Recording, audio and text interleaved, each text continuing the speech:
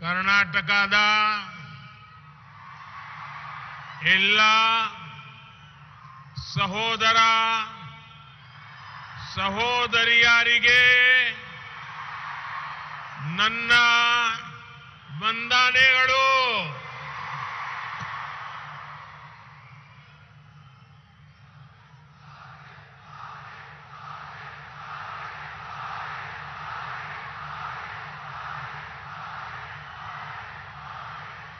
जहां जहां मेरी नजर पहुंचती है,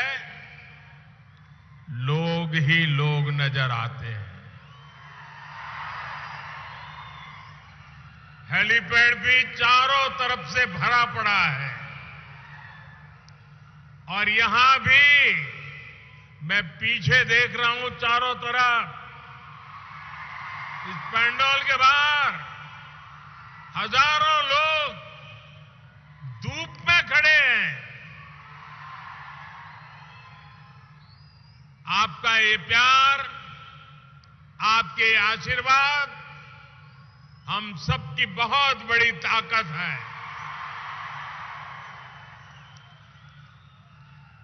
साथियों, यादगीर एक समृद्ध इतिहास को संजोए हुए है. रट्टीहल्ली का प्राचीन किला हमारे अतीत, हमारे पूर्वजों के सामर्थ्य का प्रतीक है.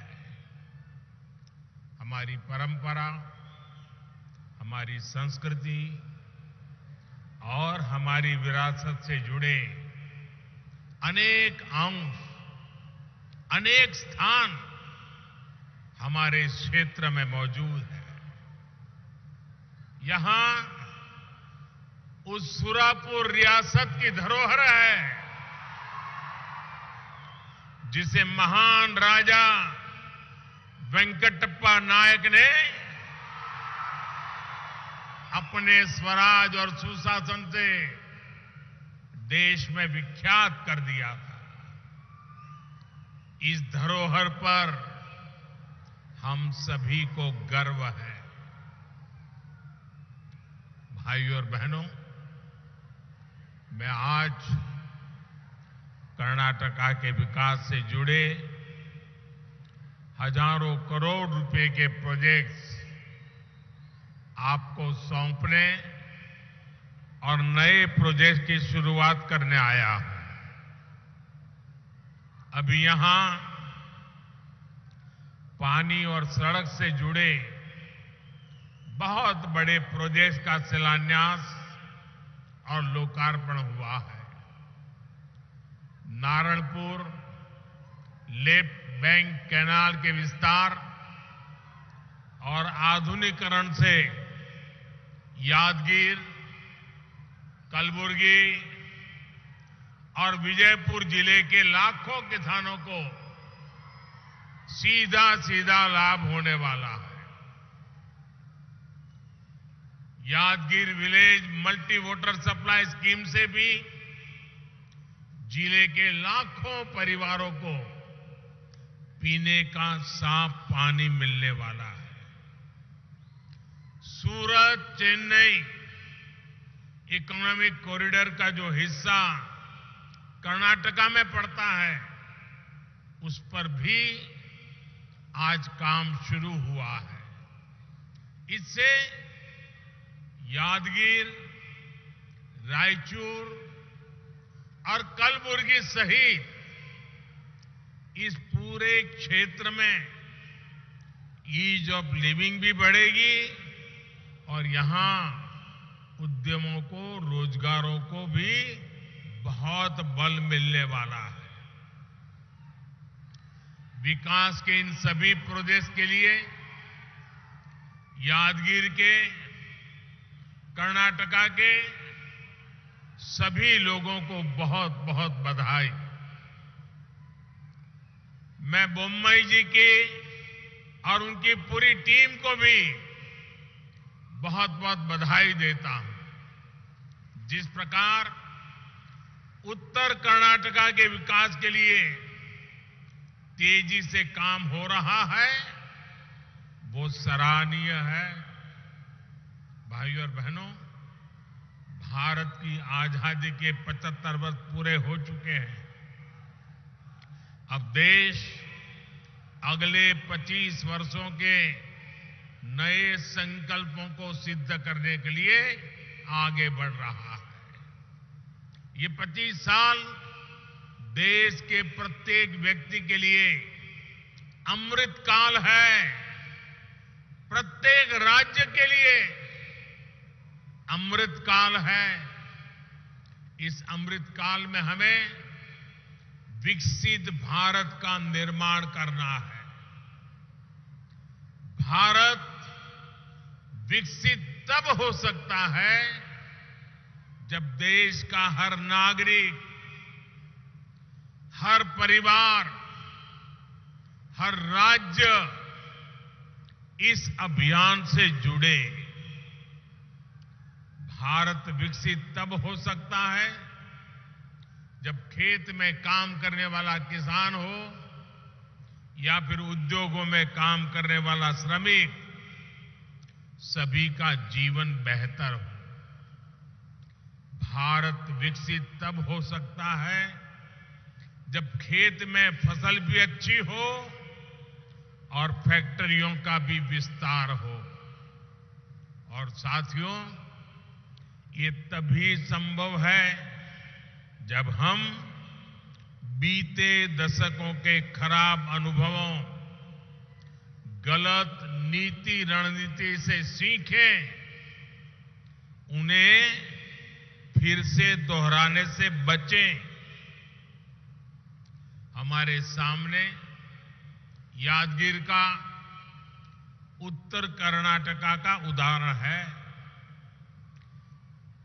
इस क्षेत्र का सामर्थ्य किसी से कम नहीं है। इस सामर्थ्य के बावजूद ये क्षेत्र विकास की यात्रा में बहुत पीछे रह गया था। पहले जो सरकारें थी उसने यादगीर सहित अनेक जिलों को पिछड़ा घोषित कर अपनी जिम्मेदारी से हाथ धो दिए थे। इस क्षेत्र के पीछे रहने का कारण क्या है? यहां का पिछड़ापन कैसे दूर होगा? इस पर पहले की सरकारों ने न सोचने के लिए समय निकाला, मेहनत करना तो दूर की बात रही। जब सड़क, बिजली और पानी जैसे इंफ्रास्ट्रक्चर पर निवेश करने का समय था, तब उस समय जो दल सरकारों में थे, उन दलों ने वोट बैंक की राजनीति को बढ़ावा दिया। इस जाति, उस मत मजहब का वोट, पक्का वोट कैसे बन जाए, हर योजना, हर कार्यक्रम को इसी दायरे में बांध करके रखा। इसका बहुत बड़ा नुकसान कर्नाटका ने उठाया, इस हमारे पूरे क्षेत्र ने उठाया, आप सब मेरे भाइयों बहनों ने उठाया। साथियों, हमारी सरकार की प्राथमिकता वोट बैंक नहीं है। हमारी प्राथमिकता है विकास, विकास और विकास। 2014 में आप सबने मुझे आशीर्वाद दिए, मुझे एक बहुत बड़ी जिम्मेदारी सौंपी। मैं जानता हूं कि जब तक देश का एक भी जिला विकास के पैमाने पर पीछा रहेगा, तब तक देश विकसित नहीं हो सकता। इसलिए जिनको पहले की सरकार ने पिछड़ा घोषित किया, उन जिलों में हमने विकास की आकांक्षा को प्रोत्साहित किया। हमारी सरकार ने यादगीर सहित देश के 100 से अधिक ऐसे जिलों में आकांक्षी जिला कार्यक्रम शुरू किया। हमने इन जिलों में सुशासन पर बल दिया, गुड गवर्नेंस पर बल दिया, विकास के हर पैमाने पर काम शुरू किया। यादगीर सहित सभी आकांक्षी जिलों को इसका लाभ भी मिला है। आज देखिए, यादगीर ने बच्चों का 100% टीकाकरण कर दिखाया है। यादगीर जिले में कुपोषित बच्चों की संख्या में बहुत कमी आई है। यहां के 100% गांव सड़कों से जुड़ चुके हैं। ग्राम पंचायतों में डिजिटल सेवाएं देने के लिए कॉमन सर्विस सेंटर है। शिक्षा हो, स्वास्थ्य हो, कनेक्टिविटी हो, हर प्रकार से यादगीर जिले का प्रदर्शन टॉप 10 आकांक्षी जिलों में रहा है। और इसके लिए मैं यादगीर जिले के जनप्रतिनिधियों को, यहां के डिस्ट्रिक्ट एडमिनिस्ट्रेशन की टीम को मेरी तरफ से बहुत बहुत बधाई देता हूं। आज यादगीर जिले में नए उद्योग आ रहे हैं। केंद्र सरकार ने यहां फार्मा पार्क की स्वीकृति भी दे दी है। भाइयों और बहनों, वाटर सिक्योरिटी एक ऐसा विषय है जो 21वीं सदी के भारत के विकास के लिए बहुत जरूरी है। भारत को विकसित होना है तो border security, coastal security, internal security के तरह ही वाटर सिक्योरिटी से जुड़ी चुनौतियों को भी समाप्त करना ही होगा। डबल इंजन की सरकार सुविधा और संचय की सोच के साथ काम कर रही है। 2014 में जब आपने हमें अवसर दिया, तब 99 ऐसी सिंचाई परियोजनाएं थी जो दशकों से लटकी हुई थी। आज इनमें से 50 के करीब योजनाएं पूरी हो चुकी हैं। हमने पुरानी योजनाओं पर भी काम किया और जो संसाधन हमारे पास पहले से थे उनके विस्तार पर भी बल दिया। कर्नाटका में भी ऐसे अनेक प्रोजेक्ट्स पर काम चल रहा है। नदियों को जोड़कर सूखा प्रभावित क्षेत्रों तक पानी पहुंचाया जा रहा है। Narayanpura left bank canal system का विकास और विस्तार भी इसी नीति का हिस्सा है। अब जो नया सिस्टम बना है, जो नई तकनीक इसमें जोड़ी गई है, इससे 4.5 लाख हेक्टेयर भूमि सिंचाई के दायरे में आएगी। अब कैनाल के आखिरी छोर तक भी पर्याप्त पानी पर्याप्त समय के लिए आ पाएगा। साथियों, आज देश में पर ड्रॉप मोर क्रॉप पर, माइक्रो इरिगेशन पर अभूतपूर्व बल दिया जा रहा है। बीते 6-7 सालों में 70 लाख हेक्टेयर भूमि को माइक्रो इरिगेशन के दायरे में लाया गया है। कर्नाटका में भी इसको लेकर के बहुत अच्छा काम हुआ है। आज कर्नाटका में माइक्रो इरिगेशन से जुड़े जिन प्रोजेक्ट्स पर काम चल रहा है उससे 5 लाख हेक्टेयर भूमि को लाभ होगा। डबल इंजन सरकार भूजल के स्तर को ऊपर उठाने के लिए भी बड़े स्तर पर काम कर रही है।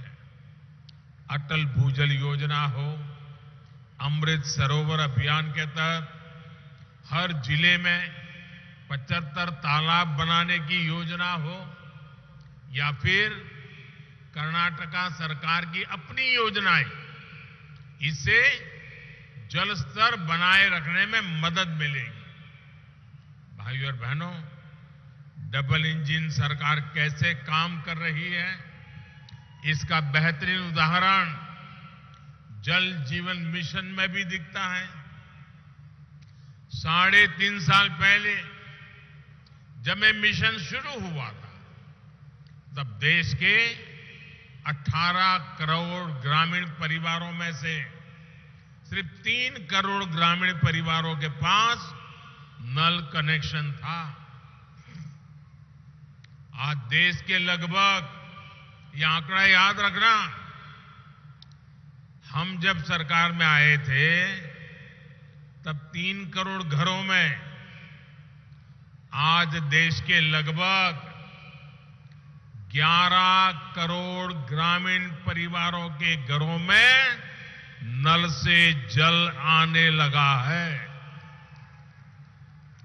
यानी हमारी सरकार ने देश में 8 करोड़ नए ग्रामीण परिवारों तक पाइप से पानी पहुंचाया है, और इसमें कर्नाटका के भी 35 लाख ग्रामीण परिवार शामिल हैं। मुझे खुशी है कि यादगीर और रायचूर में हर घर जल की कवरेज कर्नाटका और देश की कुल औसत से भी अधिक है। और जब नल से जल घर में पहुंचता है ना, तो माताएं बहनें मोदी को भरपूर आशीर्वाद देती है। हर दिन जब पानी आता है, मोदी के लिए उनके आशीर्वाद बहने शुरू हो जाते हैं। आज जिस योजना का शिलान्यास हुआ है, उससे यादगीर में घर घर नल से जल पहुंचाने के लक्ष्य को और गति मिलेगी। जल जीवन मिशन का एक और लाभ मैं आपके सामने रखना चाहता हूं।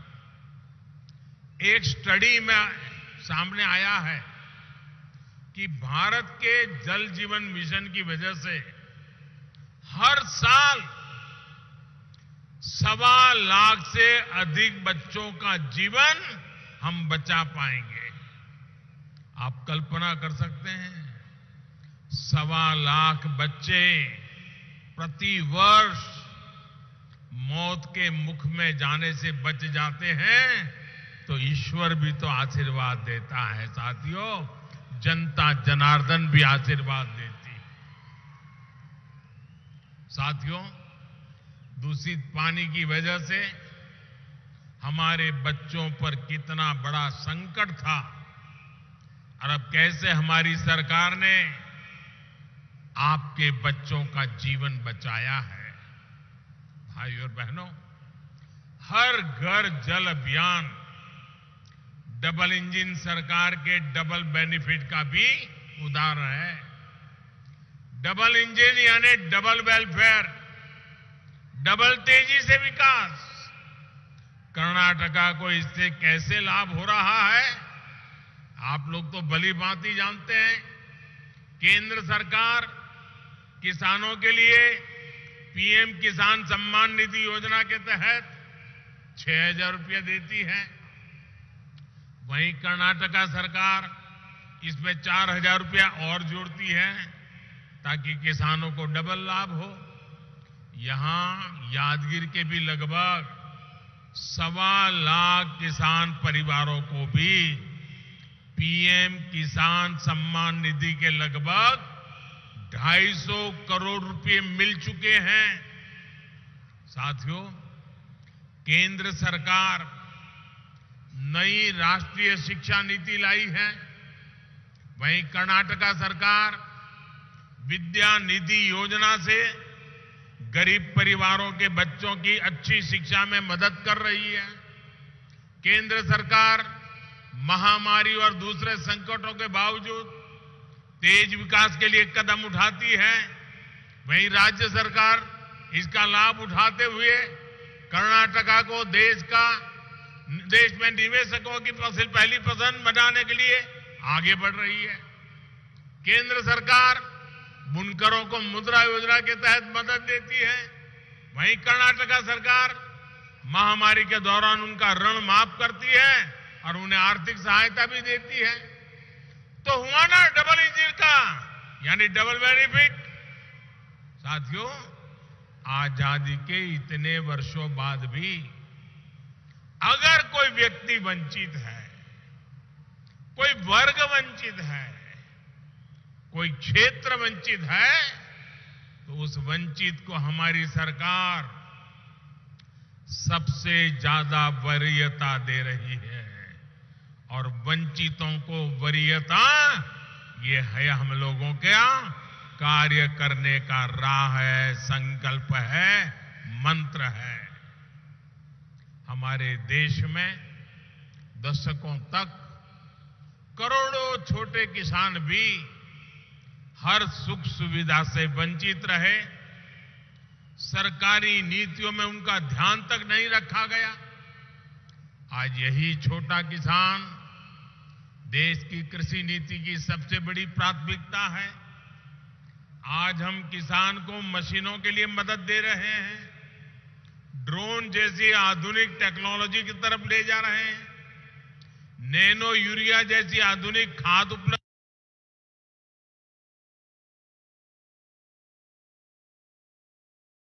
करा रहे हैं।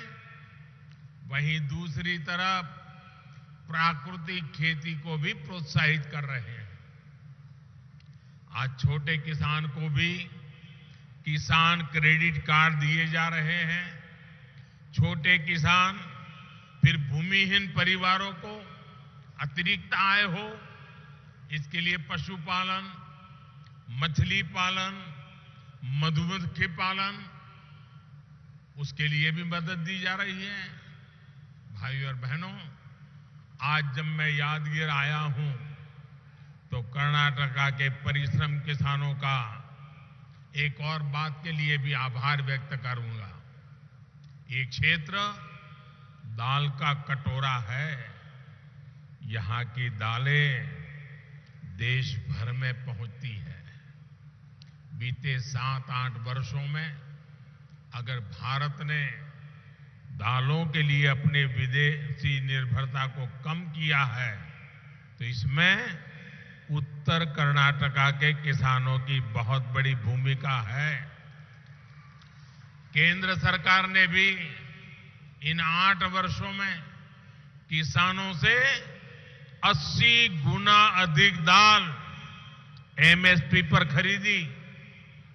2014 से पहले जहां दाल किसानों को कुछ 100 करोड़ रुपए मिलते थे, वहीं हमारी सरकार ने दाल वाले किसानों को 60,000 करोड़ रुपए दिए हैं। अब देश खाद्य तेल में आत्मनिर्भरता के लिए भी विशेष अभियान चला रहा है। इसका लाभ भी कर्नाटका के किसानों को जरूर उठाना चाहिए।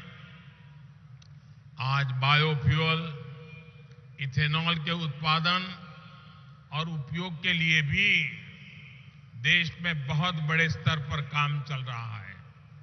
सरकार ने पेट्रोल में इथेनॉल की ब्लेंडिंग का लक्ष्य भी बढ़ा दिया है। इससे भी कर्नाटका के गन्ना किसानों को बहुत लाभ होने वाला है। साथियों, एक और बड़ा अवसर आज दुनिया में पैदा हो रहा है। जिसका लाभ कर्नाटका के किसानों, विशेष रूप से छोटे किसानों को जरूर होगा। भारत के आग्रह पर संयुक्त राष्ट्र ने, यूनाइटेड नेशन ने इस वर्ष को इंटरनेशनल ईयर ऑफ मिलेट घोषित किया है। कर्नाटका में ज्वार और रागी जैसे मोटे अनाज की बहुत पैदावार होती है।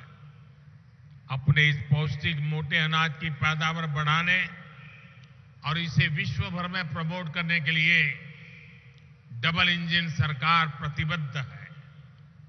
मुझे विश्वास है कि कर्नाटका के किसान इसमें भी अग्रणी भूमिका निभाएंगे। भाइयों और बहनों, उत्तर कर्नाटका की एक और चुनौती को हमारी सरकार कम करने का प्रयास कर रही है। ये चुनौती है कनेक्टिविटी की। खेती हो, उद्योग हो या फिर पर्यटन, सभी के लिए कनेक्टिविटी उतनी ही जरूरी है। आज जब देश कनेक्टिविटी से जुड़े इंफ्रास्ट्रक्चर पर बल दे रहा है, तो डबल इंजन सरकार होने के कारण कर्नाटका को भी इसका अधिक लाभ मिल पा रहा है।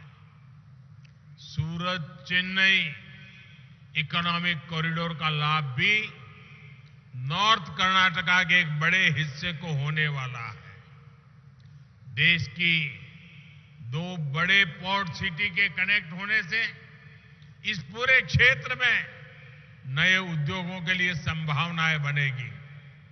नॉर्थ कर्नाटका के पर्यटक स्थलों, तीर्थों तक पहुंचना भी देशवासियों के लिए आसान हो जाएगा। इससे यहां युवाओं के लिए रोजगार और स्वरोजगार के हजारों नए अवसर बनेंगे। इंफ्रास्ट्रक्चर और रिफॉर्म पर डबल इंजन सरकार के फोकस के कारण कर्नाटका निवेशकों की पसंद बन रहा है। भविष्य में ये निवेश और बढ़ने वाला है, क्योंकि भारत में निवेश को लेकर पूरी दुनिया में उत्साह है। मुझे विश्वास है कि नॉर्थ कर्नाटका को भी इस उत्साह का भरपूर लाभ मिलेगा।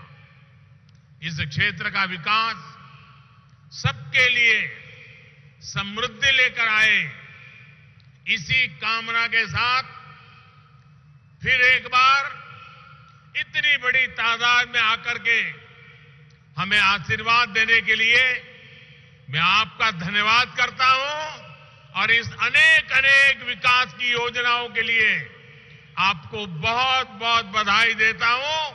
भारत माता की, भारत माता की, भारत माता की बहुत बहुत धन्यवाद। ಹಾಯ್ ಎಲ್ರಿಗೂ ನಮಸ್ಕಾರ. ನೀವು ನೋಡ್ತಾ ಇದ್ದೀರಾ ಪ್ರಜಾಮಾರ್ಗ ನ್ಯೂಸ್ ಚಾನೆಲ್. ಸಮಾಜದಲ್ಲಿ ನಡೆಯುವಂತ ಒಳ್ಳೆಯದು ಕೆಟ್ಟದನ್ನ ನಿರ್ಭಯವಾಗಿ ಹೊಸ ತರ ಸಿನಿಮಾದ ಹೆಚ್ಚಿನ ಅಪ್ಡೇಟ್ಸ್ಗಾಗಿ ಸಬ್ಸ್ಕ್ರೈಬ್ ಮಾಡಿ, ಶೇರ್ ಮಾಡಿ, ಲೈಕ್ ಮಾಡಿ, ಸಪೋರ್ಟ್ ಮಾಡಿ. Thank you.